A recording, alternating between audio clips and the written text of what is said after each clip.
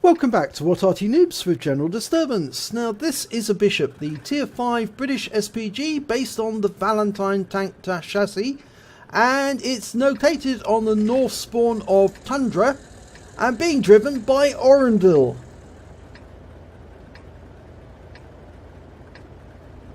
Our battle is about to commence. We can see that Aurendil has a mark of excellence on his barrel, and that's the 4.5 inch howitzer.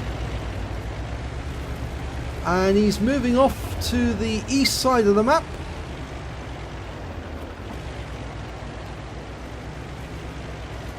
Ooh, knocked a tree over there, but he is in transit, so I would never advise knocking any trees over if you can help it. But if you're not going to sit behind that tree, it's still perfectly okay for you to knock something down, although it does tell the enemy where you're moving. Okay, now one of the enemies come into sight. It's an M5A1 Stuart. He's up on the hill, and I think Aurendil's going to try and shoot him. Yep, he's trying to dial in on the Stuart. Lined him up and rounds out. No, that's going to miss. The Stuart pulled back at the last second, and that rock's now in the way. He's got a red line from that, so he's not going to be able to hit that Stuart. Okay, he's decided to move up, but the Stuart's now relocated and he's been killed. But we've got a Panzer 38 NA. He's hiding behind that rock in the centre, in the river area. And from there we can get a shot onto him. And he does! He gets a hit! 210 hit points. Useful first shot. Now there's a IKV 103. He can hit that. It's stationary. It's on the bridge road. Or is he going to go for this Hetzer instead? No, the IKV's just been killed. Going for the Hetzer. Round out. Lands behind him but splashes him for 30 hit points. He can get a kill shot if he can hit it this time. Almost ready to shoot. And rounds out. No, it just too late. It hits the ground just behind the Hetzer. Now, a Panzer T25 has turned up in the enemy rear. Or in his rear, rather. In the rear of his team. Ah, now there's a dangerous target. A B1 tank. French tank, heavy tank. And he's up on the hill. How he managed to get up there, I don't know, but he has got up there. And he's being attacked by the Leopard and the Lee. And that shot comes in from Aurendil and takes him out for 80 hit points. And there's the Hetzer he was firing at a short while ago. Now he's got to the end of the bridge unspotted. And Aurendil's trying to dial in a shot on him. But he can't see him at the moment. And he fires, and unfortunately the Hetzer's not there. But he's reloading. The Bishop is a fast reload, Arty. Round out. Kill shot this time. He's got a reload time of 10.9 seconds on this particular Bishop. So obviously he's got a well-skilled crew. Going after the Chaffee. Round out. And that's a kill shot as well. 186 hit point. That's his third kill. Right, we've got a Valentine. And he's trying to get around that corner to shoot up at the hill. And that's a hit. 107 hit points.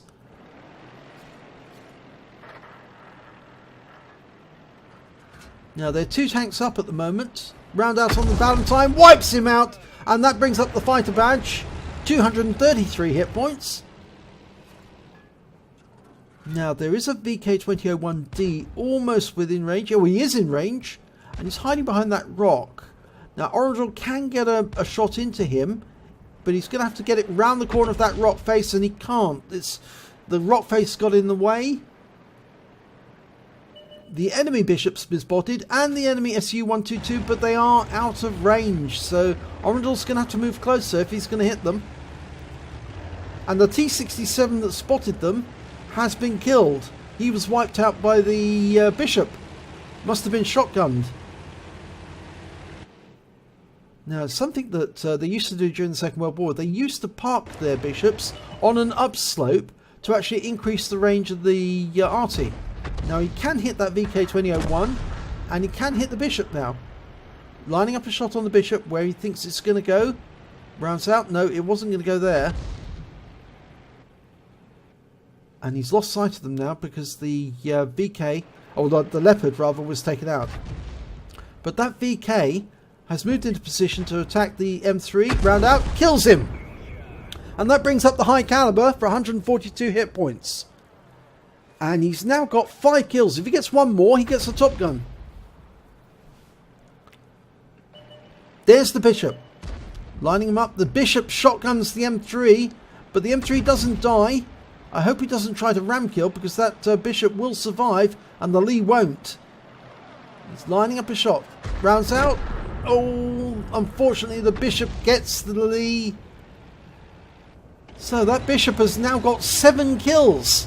If he gets one more, he's going to get a Radley Walters. But if Aurendil gets one more, he gets a Top Gun.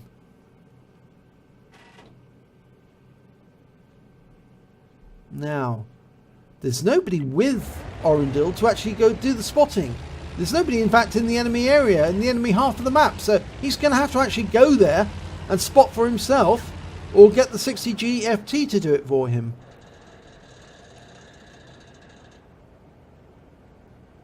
Now, we do know the enemy has an SU-76G FT, and he was seen on the 1 line. But I don't believe any of the enemy are coming up the hill or over the hill. If they are going to come anywhere, they'll come along the riverbank or the riverbed. Now, Aurendil's turning around. He's going to try and attack any enemy who comes near the cap.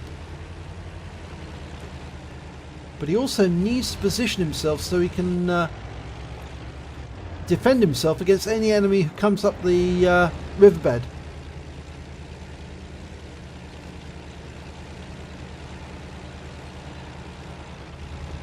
Now you can see the chassis of the Valentine there. That corrugated area is over the engine bay, and they actually used to lay the shells out on top of the engine deck and open up those doors at the back of the superstructure to enable them to hand the shells to the gunners.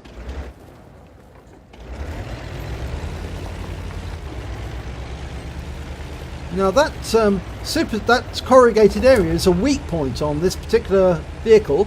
In fact, on any Valentine, if you can put a shell into that corrugated area, it'll go straight through because the armour's very weak. But the front armour of a Valentine tank, and for Bishop for that matter, is actually quite strong. And if the enemy auto-aims at this vehicle, they'll actually hit the heaviest armour, or the toughest armour, which will help them to survive.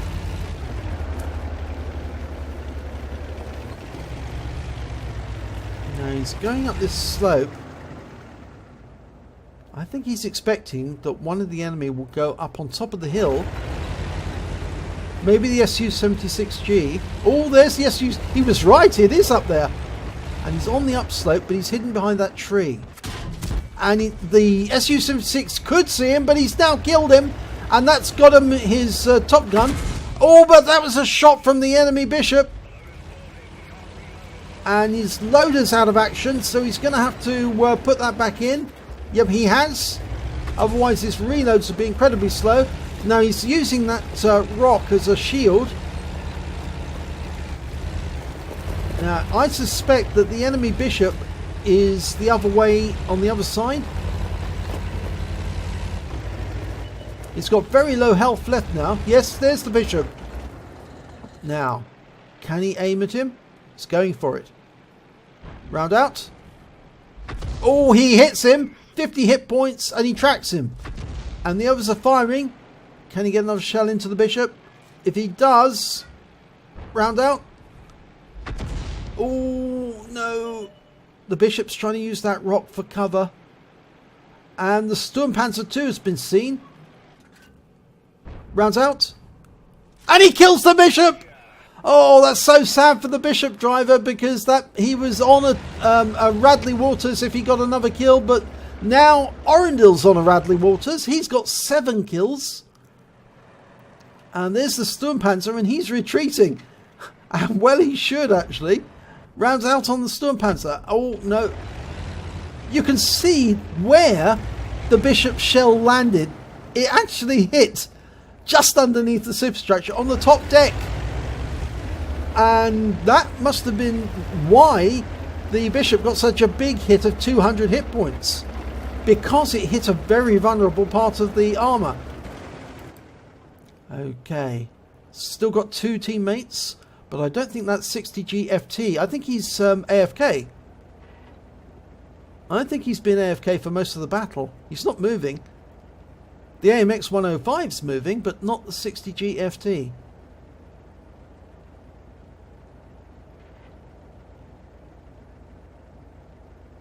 Now the looks is saying, the dead looks on his team is saying Big Edu, which is the 60G FT, is out. So Aurendil in the Bishop said, let's get him, let's go after the Sturmpanzer. He's the last one alive. They might as well try and get him. If Aurendil can kill him, he's got a Radley Walters. No, you're not going to be able to get up there that way. You have to turn sideways slightly. That's it. Okay. Now, that Sturmpanzer will definitely be within range. All the AMX needs to do is find him, hold him in sight, and then Aurendil can do the business and kill him.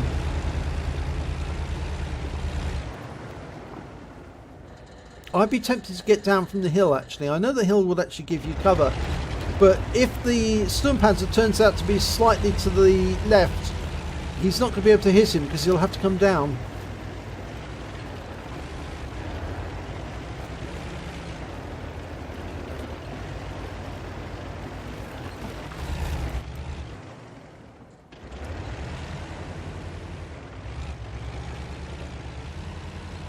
They've got plenty of time. There is two of them, so they could cap out if they can't find the Sturmpanzer. But the Sturmpanzer is based on the chassis of a Panzer II, so he's not going to have moved very far, very fast. And the AMX is chasing after him right now. Aurendil's actually got a win 8 of 3,938 so far from this battle. It's a very high level. There's the Sturmpanzer. He's in range. He can hit him. He's stationary. He's obviously trying to aim at the AMX. Okay, trying to dial in his aim. And Aurendil fires. Oh no, he's not yet. He's not reloaded yet. And he tried a shotgun and that failed. And that's a kill shot. Wins the battle. Brings up the Radley Walters. And that's it. It's all over. And a win 8 of 4827. Well done indeed. Let's have a look. Oh, it's only a first loss tanker for Aurendil in the Bishop. He also picked up a Bruiser medal for getting at least 5 critical hits. He got 15 in that battle. And he picked up a Duelist medal for destroying at least 2 tanks who did damage to him during the battle. He picked up a Radley Walters because he managed to get at least 8 kills. And he picked up a Starks medal because he suffered more than hit points, 2 hits. More damage suffered than 2/3 of his own hit points, and he survived to win the battle and killed at least 2 enemy tanks as well. And he also picked up a Top Gun because he managed to get at least 6 kills, and we can see them there. Now let's have a look at the team scores. Well, highest damage on his team, 1,531 hit points of damage. He didn't get the highest damage overall. That went to the Bishop on the enemy team, who actually managed to do 1,805 hit points. So at one point he was actually leading the enemy Bishop, but because that Bishop managed to get that large hit on Aurendil for 200 hit points, that helped bump his score up and picked him up the high caliber and the Top Gun. But Aurendil still managed to get the highest number of kills with 8, and he also picked up the highest base XP of 781. He fired 22 rounds, got 10 direct hits, 10 penetration and 4 splash damage. He did damage of 1,531 hit points, of which 1,108 were at more than 300 meters. He received 2 hits, 2 penetrations. One of those was from the Su-76 and the other was from the Bishop. He damaged 9 of the enemy, so 3/5 of the enemy team, and he killed 8 of the enemy. He also did damage assistance of 16 hit points. On a standard account, he earned 19,867 credits, and after repair and ammunition resupply, he still had 12,507 credits. He received base XP of 781, but it was ×2 for the first victory of the day, so he actually took away 1,562 experience points in total. So well done there to Aurendil. That was a great replay. It was very dicey towards the end because obviously you knew that Su-76 was about, and I think I would have been very tempted to use the riverbed to move about. But I suspect that if you'd actually done that, the Su-76 probably would have come across you and wiped you out. So you did make the right choice to go over to the place you did, and then when the Su-76 popped his head up on top of the hill, you were able to blow him away, even though you suffered a hit in the process and gave your position away to the bishop. But it all worked out okay in the end, so well done. If you enjoyed this replay, please give it a like and do subscribe to our channel, and hopefully it'll be your replay that I'll be featuring in our next video.